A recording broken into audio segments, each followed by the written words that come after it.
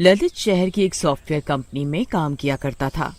उसी कंपनी में मालती नाम की एक लड़की भी काम किया करती थी। मालती और ललित एक दूसरे से बहुत प्यार किया करते थे। मालती बचपन से ही शहर में पली बड़ी थी, जबकि ललित गांव में पला बड़ा था। एक दिन की बात है, ललित मालती को शादी के लिए प्रपोज करता है। क्योंकि मालती भी ललित को चाहती थी, इसीलिए वे ललित से शादी के लिए फट से हाँ कह देती है और ललित से बोलती है, ललित, मैं तुमसे शादी करने के लिए तैयार हूँ, मगर तुम तो जानते ही हो ना कि मैं बचपन से ही शहर में पली बड़ी हूँ और मेरे मॉम डैड कभी नहीं चाहेंगे कि उनकी मॉडर्न बेटी गांव में जाकर रहे।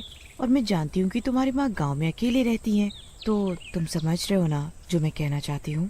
फिर कुछ ही दिनों बाद ललित मालती से शादी करके उसे गांव ले जाता है। ललित की माँ गुस्से से ललित से बोलती है, अरे कमबख्त मारे, तूने शादी कर ली और मुझे बताया तक नहीं। और तूने तो मुझे फोन पर बताया था कि तू सुबह आने वाला है, पर अब तो शाम होने को आई। फिर माँ की नजर मालती पर पड़ती है तो माँ का सारा गुस्सा ठंडा हो जाता है और वे ललित से बोलती हैं, अरे बेटा, बहू तो बड़ी चोखी लाया है तू। सच में सूरज से तो बिल्कुल फिल्म की हीरोइन के जैसे है। माँ खुशी खुशी घर के अंदर जाती है और अंदर से आरती की थाली लाती है।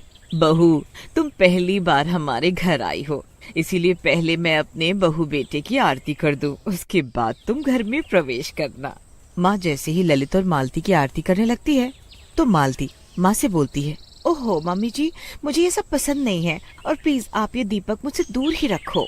बहू, तुम बहुत थक गई होगी ना, ऐसा करो, तुम दोनों हाथ मुंह धोकर अपने कमरे में आराम करो जब तक मैं तुम लोगों के लिए कुछ खाने को लाती हूँ। ललित हाथ मुंह धोकर माँ के पास जाता है और माँ से बोलता है, माँ, मालती अपने कमरे में सो रही है, जब तक वो सो रही है तब तक मैं जाकर अपने दोस्तों से मिलाता हूँ। ऐसे बोलकर ललित अपने दोस्तों से मिलने चला जाता है। माँ खुशी खुशी अपनी बहू मालती के लिए बढ़िया बढ़िया पकवान बनाकर ले जाती है और मालती को उठाते हुए बोलती है, बहू, ओ बहू, कुछ खा लो, उसके बाद सो लेना। मालती अजीब सी आवाज में माँ से बोलती है, क्या है बुढ़िया, क्यों उठा रही हो मुझे? तुझे दिखाई नहीं देता कि मैं कितनी थकी हुई हूँ? और तू है कि मुझे आराम ही नहीं करने दे रही है। अरे ये कैसी बातें कर रही हो बहू? अरे मैं तो तुम्हारे लिए खाना लाई हूँ। खाना लाई है ना, तो खाना टेबल पर रख और चलती बन यहाँ से, नहीं तो तेरी खैर नहीं। फिर अगली सुबह माँ अपने बहू बेटी के लिए नाश्ता लगाती है और बोलती है, आज मैंने अपने बहू के लिए स्पेशल आलू के पराठे बनाए हैं। लो बहू, इसे घर के बने ताजे मक्खन के साथ खा कर देखो। मालती गुस्से से बोलती है, मम्मी जी, आपको क्या लगता है कि मैं आपके बनाए आलू के पराठे खाऊंगी, और वो भी बटर के साथ? अरे जरा मेरा फिगर तो देखो, अगर मैंने ये देसी घी वाले पराठे बटर के साथ खा लिए तो मेरा सारा फिगर ही खराब हो जाएगा। हाँ। ललित हंसते हुए मालती से बोलता है, अरे मेरी फिगर वाली बीवी, अरे कुछ दिन ये पराठे खा लेने से तुम्हारा फिगर खराब नहीं होने वाला, बल्कि माँ के हाथ के पराठे खाकर तो तुम्हारे अंदर तंदुरुस्ती आ जाएगी। हाँ।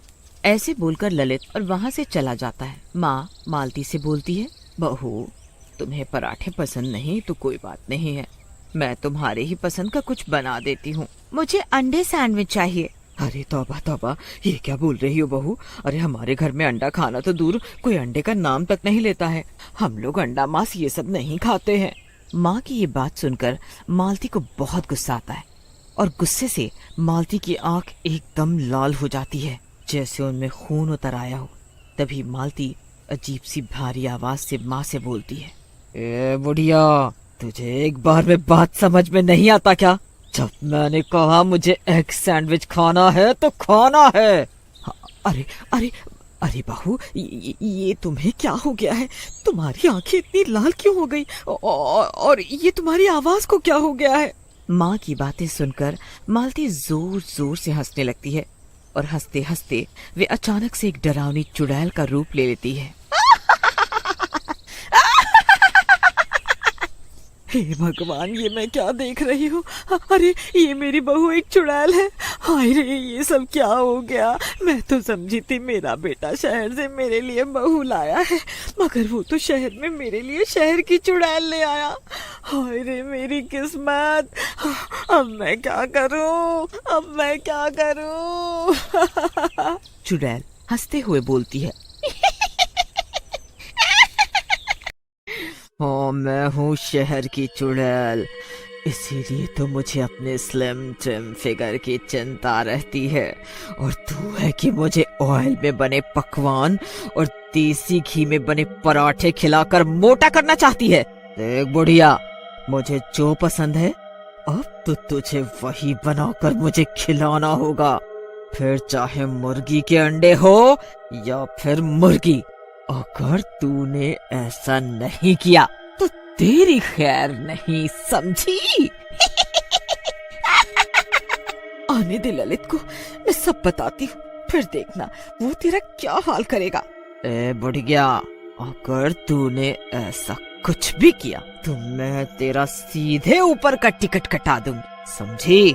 इसीलिए तेरी भलाई इसी में है कि तू अपना मुंह बंद रख, नहीं तो मैं तुझे कच्चा चबा डालूंगी। फिर बेचारी माँ वे सब काम करती है जो उसे चुड़ैल करने को कहती थी। जब शाम को ललित घर आता तो चुड़ैल ललित को देखते ही फिर से मालती के रूप में आ जाती। ललित माँ का उतरा हुआ चेहरा देखकर माँ से बोलता है, क्या बात है माँ, तेरी तबीयत तो ठीक है ना? और तेरा चेहरा क्यों उतरा हुआ है? मालती ने कुछ कहा है क्या तुझसे? माँ, मालती शहर की रहने वाली जरूर है, पर वो कभी भी किसी से गुस्से से या बदतमीजी से बात नहीं करती है। पर न जाने गांव में आते ही उसे क्या हो गया है जो उसने आपसे अजीब तरीके से बात की और आपके बनाए नाश्ते के बारे में भी आपसे बदतमीजी से बोला। क्या बात है माँ, तू क्या सोचने लग गई? कुछ नहीं बेटा, तू जाकर कमरे में आराम कर। माँ मन ही मन सोचती है, इस शहरी चुड़ैल के बारे में मेरे बेटे ललित को कुछ भी नहीं पता है।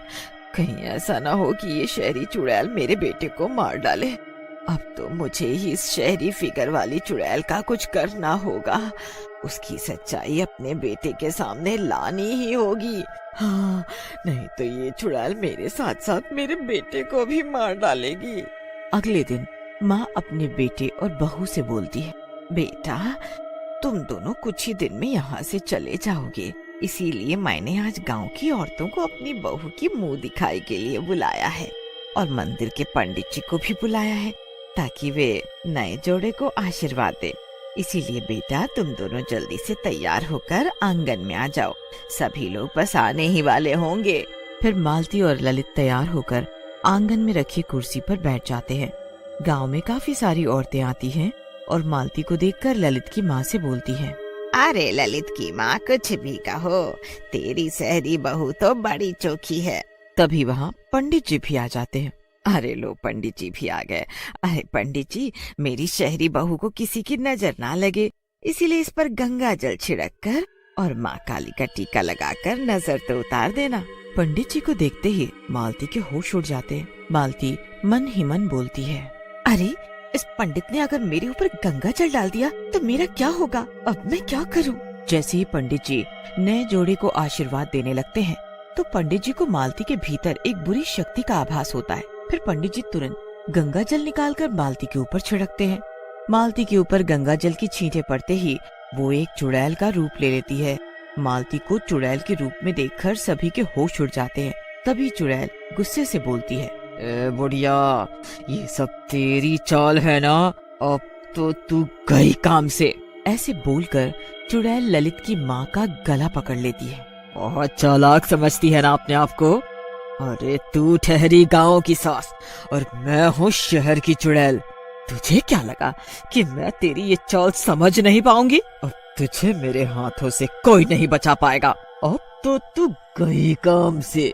हे भगवान, ये मालती चुड़ैल कैसे बन गई? पंडित जी आप खड़े खड़े क्या देख रहे हैं? इस चुड़ैल से मेरी माँ को बचाओ। फिर पंडित जी मंत्र पढ़ते हुए गंगा जल चुड़ैल के ऊपर डाल देते हैं। चुड़ैल के शरीर पर गंगा जल पड़ते ही वो बुरी तरह से चिल्लाने लगती है और माँ को छोड़ देती है। हाय हाय, मेरा कोमल बदन बुरी तरह से जल रहा है। अरे बूढ़े पंडित, ये तूने क्या किया? हाय हाय मेरा बदन,